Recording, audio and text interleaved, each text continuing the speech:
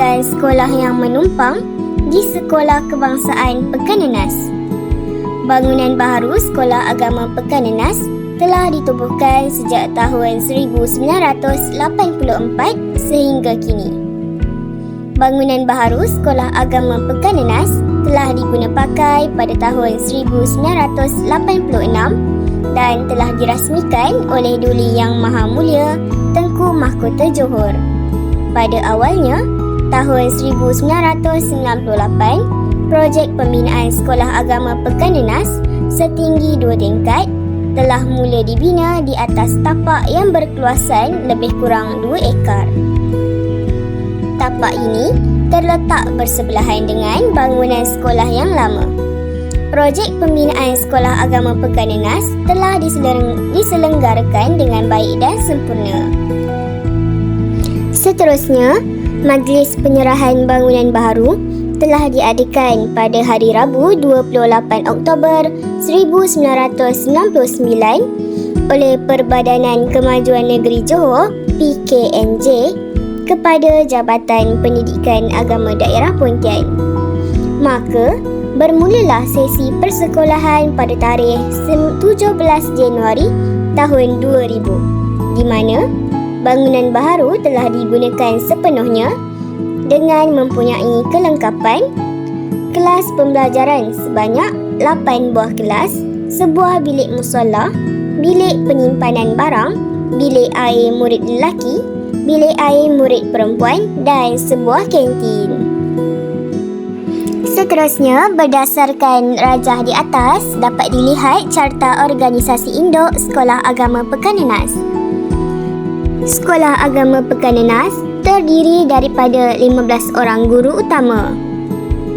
Dan setiap daripada guru tersebut memainkan peranan penting dalam memastikan kelancaran dalam sistem pentadbiran Sekolah Agama Pekan Nenas. Seterusnya, kita akan lihat pengaplikasian sistem JERIS di Sekolah Agama Pekan Nenas bermula daripada sudut jasmani. Aspek jasmani merujuk kepada kesihatan fizikal tubuh badan. Ini adalah penting bagi memastikan tubuh badan berfungsi dengan baik dan dapat melakukan aktiviti harian.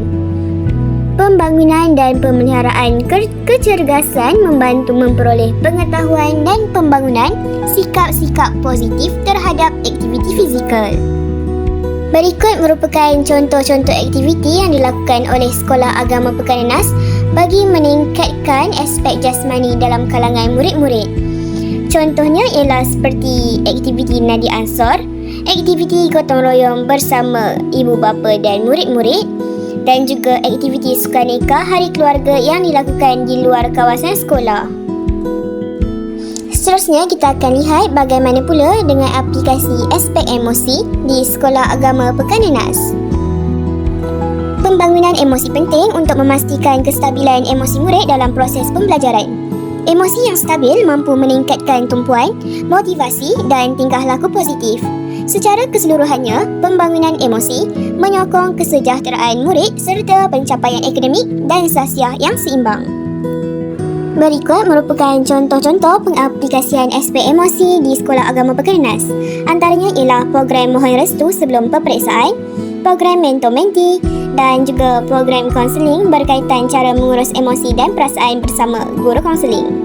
Seterusnya, apabila dilihat kepada pengaplikasian aspek rohani, ianya adalah penting kerana meliputi aspek mental, emosi, spiritual dan sahsia diri.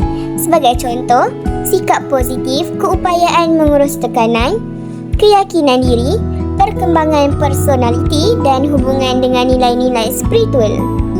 Aspek ini adalah penting untuk membentuk cara individu berfikir, merasa dan berinteraksi dengan dunia sekeliling serta daya tahan menghadapi cabaran.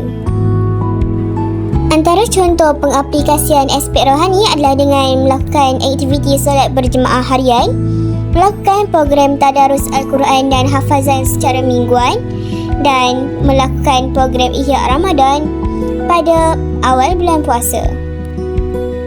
Seterusnya, apakah pula pengaplikasian aspek JERIS daripada sudut intelek yang diaplikasikan di Sekolah Agama Pekan Nenas?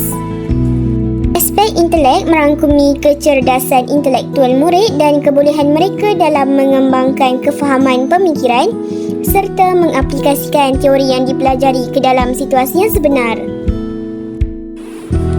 Antara cara pengaplikasian aspek intelek adalah dengan melakukan simulasi ibadah haji dan umrah, melakukan simulasi sembelihan, melakukan program teknik menjawab soalan dengan memanggil penceramah daripada luar, melakukan kelas tambahan secara mingguan dan melakukan kembara wuduk dan solat serta simulasi mengkafankan jenazah.